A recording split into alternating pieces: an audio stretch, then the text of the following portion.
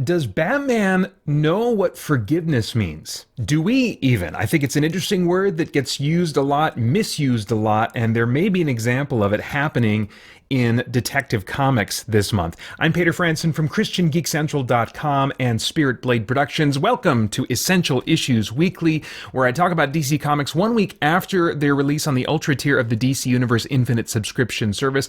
In each installment, I pick an assortment of comics to talk about as a DC fan and also explore what, if anything, they have to say about the essential issues of real life. Now, warning, full spoilers for everything I talk about. This is your first and only warning that many spoilers lie ahead.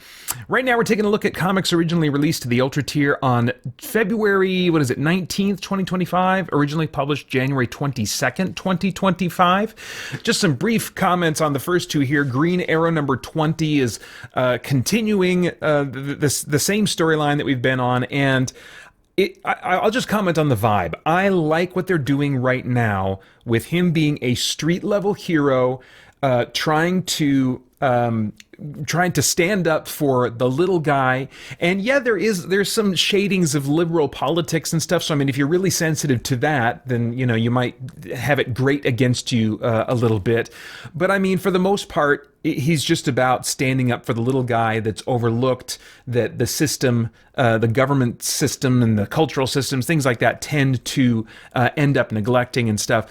But it's also like there's a murder mystery type thing going on, and so it's just a different type of Batman vibe, not being as scary, but still street level and very focused on themes of justice. So this is a place that I'm pretty happy to see Green Arrow in right now.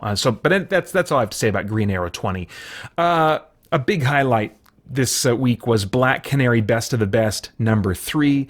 Of course, this continues her fight against Lady Shiva in a public match to determine who is the greatest hand-to-hand combatant in the world. Human, of course. And of course, we've also been getting reveals about why in the world Dinah Lance is doing this. Why is she fighting for money, prestige? What is motivating her when she's a superhero, and superheroes shouldn't be about this? Well, actually, in a flashback that takes us back to her training and prep for this, Batman stops by and is basically asking that question, like, what are you doing? This is not what we should be about. Well, as was kind of revealed in a previous issue, because her mother is dying of cancer, she is ultimately doing this to bring about a cure for her. And it wasn't clear in the last issue how that's going to happen. Is this just an issue of money? Well, that becomes clear in this issue, because even though Batman doesn't seem to know about her mother's terminal cancer or very serious cancer, he does say to her, if this is about money, I can give you, whatever you need. And she just totally ignores that offer. And I think that's really important for them to put out there, because of course it would make sense. She doesn't need, if it's an issue of her mom getting just the best treatment that money can buy, of course Bruce Wayne is going to be all over that. But no, it looks like this is more serious, and we find out in issue number 3 that she actually has made a deal with Vandal Savage, who has the capability, who knows if it's a cocktail made of his own blood or something, I have no idea, but has the ability to cure his mother. That's what he is offering. In exchange for her falling at a certain time in the match, which what he kind of implies or almost directly says is that he'll be making just an untold fortune on this fight. That seems a little weird that Vandal Savage would really be interested in the financial situation. I feel like, I don't know much about his character, but I get the impression that what resources he wants, he has. But maybe he's in a valley right now. Maybe he's in a tight spot. He's had some irresponsible spending or something. But anyway, it was good to get that kind of motivation clarified. And this is the kind of storytelling I like. When you've got nerdy superhero stuff like hey, let's see who would win in a fight. That's such a basic nerdy fantasy premise about favorite characters that you put in a room together. So you've got that, but it's driven by this very personal and tragically relatable story of her concern for her mother's life and health. So anyway, still really enjoying Black Canary Best of the Best with issue number 3. Then finally, We've got Detective Comics number 1093, and this is continuing the storyline where Bruce kind of reunites with an old friend who seems to have a treatment that can prolong people's lives, like get their body into the healed, ideal state and reverse or slow the aging process. And Bruce has been willing to kind of participate in some of the trials and see if he might benefit from it. Well, I think we're getting a almost but not quite complete reveal that his girlfriend, who's running this company, this pharmaceutical company, whatever it is up to no good. It seems to be pretty strongly hinted, almost confirmed at the very end, that she is actually a villain of some kind, and we see him battling her on the front cover. But like the nefarious stuff that she or others seem to be up to involves hunting down these young adults, young teens. I think it's teens. Anyway, they were originally released from a juvenile detention center, which means that they served their time, or they got whatever the court needed for them to satisfy the time that they spent there, and they have now been released. And now they're being hunted down and killed by a mysterious killer. Or set of killers. Someone put like maybe I'm getting my story confused. Yeah, I think I'm getting my story confused. Anyway, some people are hunting them down. Batman's trying to stop this from happening. With the help of his Bat allies, these kids all get gathered together, and they're offered protection from Batman, from his Bat family, as it were. And I've been enjoying this story, but there's a moment in this gathering where he's talking to one of them in particular, and the concept of forgiveness comes up in a way that made me kind of raise my eyebrow and ask a question. Batman says to one of these teens, I am not excusing the actions of your past, nor am I forgiving them.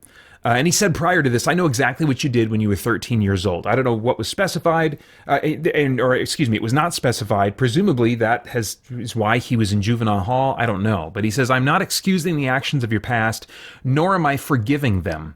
I'm more concerned about what you choose to do next. We want to ensure there is a next for you. And that's interesting to me. It made me wonder, what is his definition of forgiveness here? Because the common, I think that there's a way we can think of forgiveness that when we are really struggling to forgive someone, or maybe we're not struggling, we just put it off the table. It's like, I am not forgiving them. I think sometimes we do that and we don't understand really what forgiveness is.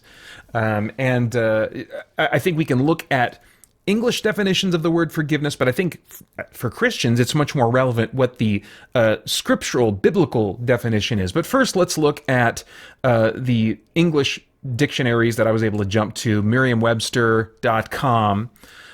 Forgive means to cease to feel resentment against, to give up resentment of or claim to requital, to grant relief from payment of.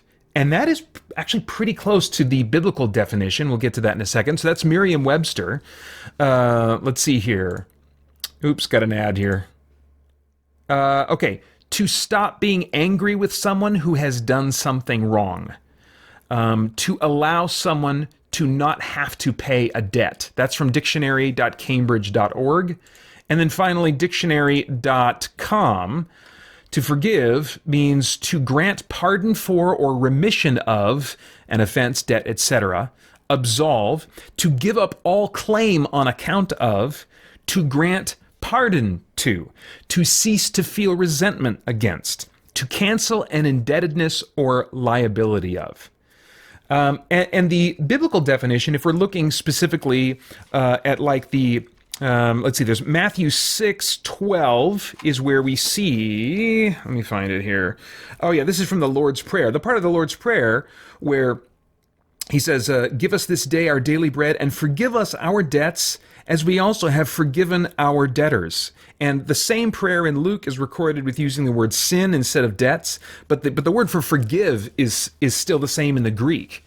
And it means, it's interesting, it's got a number of different uses, but it has this idea of to send away, to send forth, to let go, to give up, to permit, allow, to not hinder, to leave. There's this idea of letting go. And I think sometimes we can have the wrong idea, as maybe Batman does here, that forgiving someone means thinking to ourselves that what they did is not a big deal. To shrug and say, you know what, it's not that big of a deal, and that's why I'm going to let go. Forgiveness is about letting go of our felt need to participate in bringing about revenge, to bringing about balancing the scales of justice for this person. It's us letting go of that. And when we refuse to forgive someone, then we will continue to feel and express, usually in subtle ways, some kind of resentment toward them. We hang on to that because in our minds, they haven't gotten what they deserve. And so in their interactions with us or in our treatment of them, we're going to always be contributing a little bit toward making their life a little bit more crappy, being unkind, because in our minds, they still deserve more. They still haven't gotten all that they deserve. And so we are hanging on to this felt need to participate in helping them get what they deserve until the scales are balanced.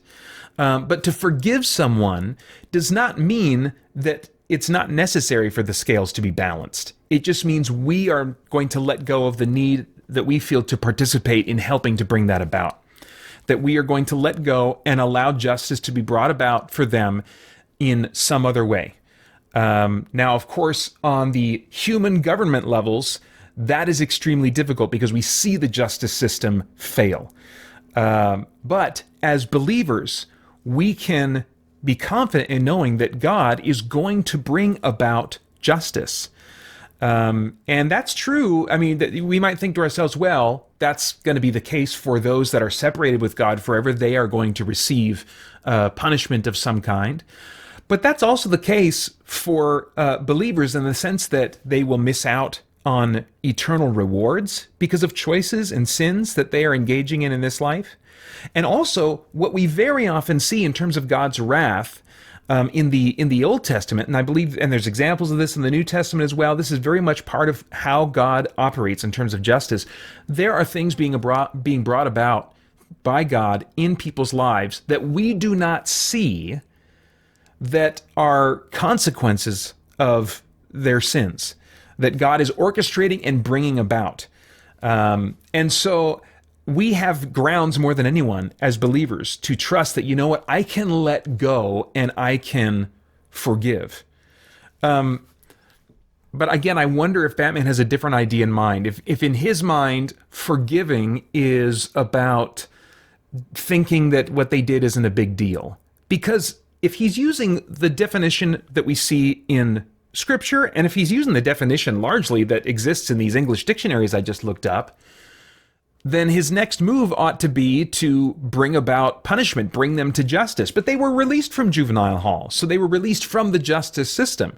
So what does that mean? He's going to haul them back in? Well, the justice system is done with them. Is he going to later on beat the crap out of them? Well, that doesn't sound like he's going to do that, because he says we want to ensure that there is a next for you. I'm more concerned, he says, about what you choose to do next. So anyway, it's a confusing panel here, and I want to dig into Batman's brain, or actually the writer's brain, and understand kind of where this sentence is coming from Batman, and just thought that was worth kind of pointing out. Anyway, I have chosen The Black Ring this week, and that's actually has nothing to do with the comics. I've really enjoyed the comics that I read, the comics that I talked about, but I'm just really tired today. We got stuff going on in life. I was just like, I don't even want to record this. Of course, once I hit record, I have the lights on and stuff. I kind of like turn it on and engage and stuff, you know. But like, man, just moments before recording, I was like, I don't even want to do this. And these comics aren't really making me feel anything in particular because I'm reading them at a time where I got stuff going on in life. So Black Ring it is. But I'm very actually happy with these comic books. And I think those are all of my thoughts on comic books for now. As always, would love to get your thoughts about the comics I talked about, the comics I didn't. You can leave those reactions in the comments below. Then I hope you check out christiangeekcentral.com. Tons more content made for you there as we continue to geek out and seek the truth. For more chat about geek entertainment, answers to your questions, and news from the wider world of Christian geekery, get the Christian Geek Central podcast today on iTunes and other podcast services.